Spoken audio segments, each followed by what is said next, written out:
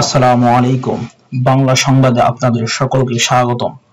সর্বপ্রথম জানিয়ে দিব সংবাদের শিরোনাম, এরপর বিস্তারিত। মাগুরায় এনসিপির ৭৩ সদস্যের আহ্বায়ক কমিটি ঘোষণা। এনসিপির প্রাথমিক প্রার্থীর তালিকায় নাম নেই সেই রিকশা চালকের। বিএনপির সাবেক এমপি এবার এনসিপির প্রার্থী। ঢাকা ১০ ও লক্ষ্মীপুর ১-এ প্রার্থী দেয়নি এনসিপি, আসিফ ও মাহফুজ কি করবেন?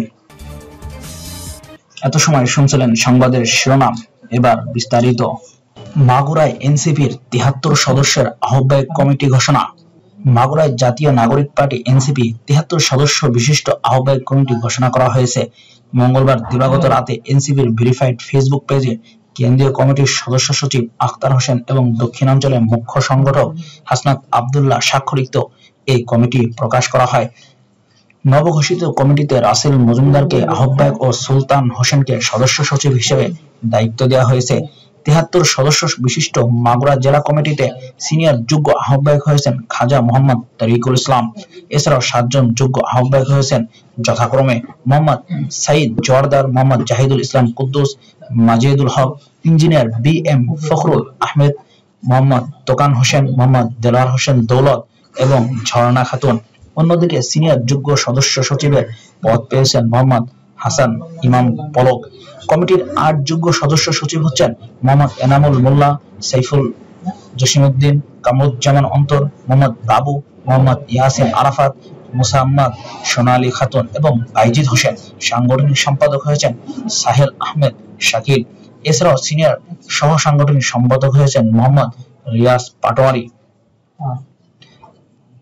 ৫ সহ সাংগঠনিক সম্পাদক হলেন অতীব আহমেদ হৃদয়, মোহাম্মদ বিপ্লব, সোহেল রানা, রজব আলী ও মোহাম্মদ জাফর মোল্লা।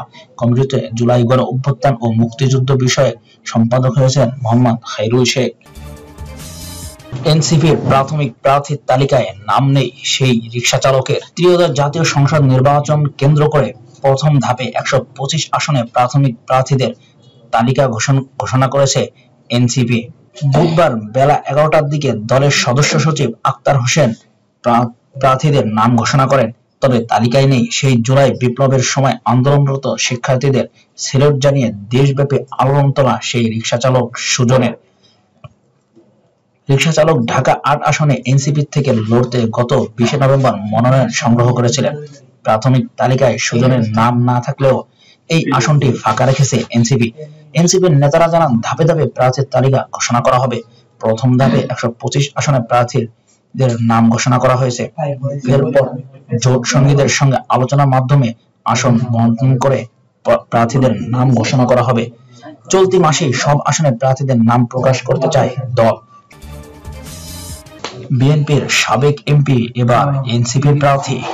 ত্রয়োদশ জাতীয় সংসদ নির্বাচনের জন্য প্রথম ধাপে দলের মনোনীত ১২৫ জন প্রার্থীর প্রাথমিক তালিকা ঘোষণা করেছে জাতীয় নাগরিক পার্টি এনসিপি।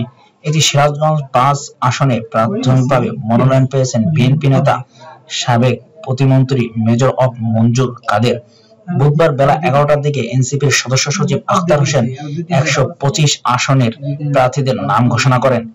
এ খবরে তার নির্বাচনী এলাকায় পক্ষে বিপক্ষে আলোচনা চলছে।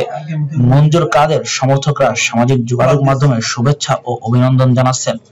মঞ্জুর কাদের মিডিয়া সেলের একটি সূত্র জানায়, বিএনপির জাতীয় নির্বাহী কমিটির সদস্য পদ থেকে মঙ্গলবার পদত্যাগ করেছেন মেজর অব মঞ্জুর কাদের। তিনি সাপলাকলি প্রতীক পেয়েছেন। আমরা আশা করছি দ্রুত নির্বাচনী মাঠে আসবেন সাবেক এই প্রতিমন্ত্রী। মেজর অব মঞ্জুর কাদের ২০০১ সালে সাবেক সিরাজগঞ্জ ৬ ও আসন থেকে বিএনপির প্রার্থী হয়ে ধানের শীষ প্রতীকে নির্বাচন করে বিপুল ভোটে নির্বাচিত হয়েছিলেন। ঢাকা ১০ ও লক্ষ্মীপুর ১-এ প্রার্থী দেয়নি এনসিপি, আসিফ ও মাহফুজ কি করবেন? অন্তর্বর্তী সরকারের থাকা ২ ছাত্র উপদেষ্টা মাহফুজ আলম ও আসিফ মাহমুদ সজীব ভুইয়া পদত্যাগ করতে যাচ্ছেন। বুধবার ত্রয়োদশ জাতীয় সংসদ নির্বাচনের তফসিল ঘোষণার আগ মুহূর্তেই তারা এই সিদ্ধান্ত প্রকাশ্যে জানাবেন। পদত্যাগের বিষয়ে এই দুই উপদেষ্টা মঙ্গলবার সরকার সংশ্লিষ্টদের অবহিত করেছেন। এর মধ্যে আসিফ মাহমুদ আজ দুপুর 3টায় সচিবালয়ে সংবাদ সম্মেলন ডেকেছেন। সেখানে পদত্যাগের বিষয়টি জানাতে পারেন তিনি। স্বতন্ত্র নাকি এনসিপিতে যোগ দিয়ে নির্বাচন করবেন তা এখনো প্রকাশ্যে জানাননি আসিফ। এদিকে ঢাকা 10-এ প্রার্থীও দেয়নি এনসিপি, তবে ওই আসন থেকেই যে তিনি লড়বেন তা মোটামুটি নিশ্চিত। কিছুদিন আগে তিনি ভোটার হন ধানমন্ডির। ঢাকা 11 আসনটিতে তার মন্ত্রণালয় থেকে বিশেষ বরাদ্দ দেওয়ার অভিযোগও ওঠে। ফেসবুকেও এই আসন থেকে ভোট করার বিষয়ে ইঙ্গিত দেন আসিফ মাহমুদ। অন্যদিকে মাহফুজ কি করবেন বা কোন দলের হয়ে নির্বাচন করবেন তাও নিশ্চিত হওয়া যায়নি।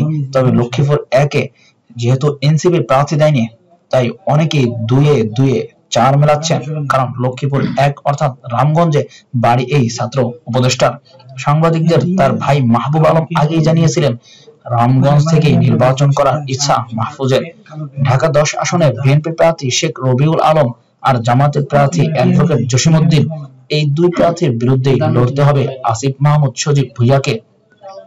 অন্যদিকে লক্ষ্মীপুর 1 আসন থেকে নির্বাচনের বিষয়ে শেষ পর্যন্ত অটল থাকলে মাহফুজ আলমকে প্রতিদ্বন্দ্বিতা করতে হবে শাহাদত হোসেন সেলিম ও নাজমুল হাসান পাটোয়ারির বিরুদ্ধে। এর মধ্যে নাজমুল হাসান পাটোয়ারি দাঁড়িপাল্লার প্রার্থী, আর ধানের শীষ নিয়ে লড়বেন শাহাদত হোসেন সেলিম। 2013 সালে শাপলা চত্বরে নির্বাচন পাখির মতো গুলি করা হয় বললেন মামুনুল হক। ইসলামী জনতাকে বারবার বুলেটের আঘাতে হত্যা করা হয়েছে দাবি করে বাংলাদেশ খেলাফত মজলিসের আমির মামুনুল হক বলেছেন, 2013 সালে শাপলা চত্বরে নির্বিচার পাখির মতো গুলি করা হয়। 2021 সালে মোদী বিরোধী আন্দোলনের কারণে আলেমদের গুলি করে হত্যা করা হয়েছে। 2024 সালে জুলাই বিপ্লবে এদেশে আপামর তৌহিদি জনতা, ছাত্র জনতা, কৃষক, শ্রমিক, মজুরদের হত্যা করে বাংলাদেশকে রক্তে ভাসিয়ে দেওয়া হয়েছিল।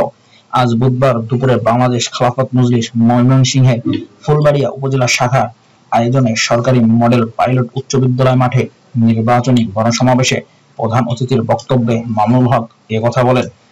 আগামীর বাংলাদেশ ইসলামের বাংলাদেশ হবে বলে দাবি করেন মামুনুল হক। তিনি জানান, বিগত সময়ে যারা ক্ষমতার মসনদে ছিল তারা দেশের প্রতিনিধি নয়, বরং ভিনদেশী কৃতদাসী হিসেবে ক্ষমতা দখল করে রেখেছিল। এ দেশের মানুষের অধিকার আদায় নয়, ভিনদেশীদের স্বার্থ আদায় করাই ছিল তাদের মূল লক্ষ্য। দেশটাকে উজাড় করে সোনার বাংলাকে শ্মশান বানিয়ে মানুষের রক্ত ও জীবন নিয়ে সিনেমিনি খেলে দেশটাকে গুমের রাজত্বে পরিণত করা হয়েছিল। বাংলাদেশটাকে মৃত্যুকূপে পরিণত করা হয়েছিল। বিগত সরকারের আমলে ইসলামী নেতাদের বছরের পর বছর বিনা বিচারে কারাগারে আটকে রাখা হয়েছিল। অভিযোগ করেন মামুনুল হক বলেন, জেল জুলুম হুলিয়া চালানো হয়েছিল, ফাঁসির কাস্টে ঝোলানো হয়েছিল, কারাগারে বিনা চিকিৎসায় আলেমদের ষড়যন্ত্রমূলকভাবে মৃত্যুর কোলে ঠেলে দেওয়া হয়েছিল। 2008 থেকে 2024 সাল 15টি বছর ছিল আলেম ওলামা ইসলামপন্থীদের রক্তে দেওয়ার ত্যাগ ও কুরবানির সময়। সব জুলুম নির্যাতনের পর 24-এর বিপ্লব প্রতিষ্ঠিত হয়েছে। 24-এর এই বিপ্লবে যারা বুক চিতিয়ে জীবন দিয়েছিল তাদের সিংহভাগ ছিল আলেম সমাজ। জীবন ও রক্তের বিনিময়ে